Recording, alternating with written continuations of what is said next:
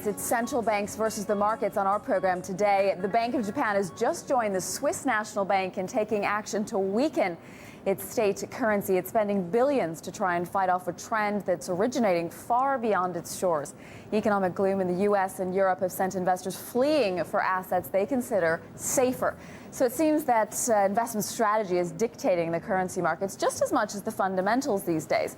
Well, time for some insight now from a man at the heart of that process. Let's hear from Thomas Harr. He's head of Asian Forex strategies at Standard Chartered Bank. Good to have you on the program, Thomas. So we've got the Bank of Japan intervening here in the currency markets, and we now have more QE. What's it going to do? What's it going to achieve? Yeah, I think you have seen a massive short-term reaction today. I mean, it's interesting to see that it's not only emerging markets who are struggling with the strong currencies, it's also developed markets with Japan and Switzerland. I think they will manage to put a floor on the dollar yen for now, but I think it's going to be short-lived because the fundamental drivers of more yen strength are still in place, in the sense that you have a U.S. economy which is faltering, interest rates are not really going to go up there, and you have the risk of a downgrade there. Well, how short are we talking? Because, of course, we've got the jobs number coming out on Friday. We've got jobless claims today. It could be that short-lived, I suppose.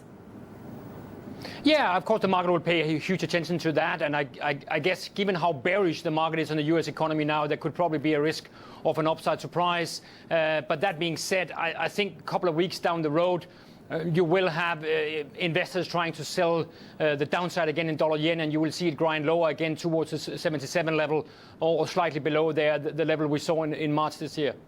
What happens in the U.S.? Do you predict that we will see a QE3? And is it possible that we see the U.S. go the way of Japan with a QE3, a QE4, a QE5, and in a decade or more of stagnant growth? No, I think the most likely scenario still is that we will not get QE3 because we think that the core price, the core inflation is simply too high. They don't have the room to do it again, and of course you can also discuss how much it has helped. So I think we're gonna see a relatively soft U.S. economy here in the second half. But one thing which is a positive, which we have to remember, is the stabilization we have seen in oil prices, which should provide some support to the U.S. consumer in the second half. Okay, so when does the dollar come back from the dead here? When do we see it rally? I think it will take a long time against the yen. Emerging market currencies, you will continue to see more strength there. For example, in Asian currencies here in the second half, that's our base case. I think if you look at, for example, against the yen, you cannot really see the dollar starting to rally before you see U.S. interest rate really going higher, and that's going to be tough. It's maybe more a story for at some point, maybe second half next year, than it's going to be any time soon. If we just come back to Japan for a moment, before the earthquake on March the 11th, it was starting to turn the corner on its fight against deflation.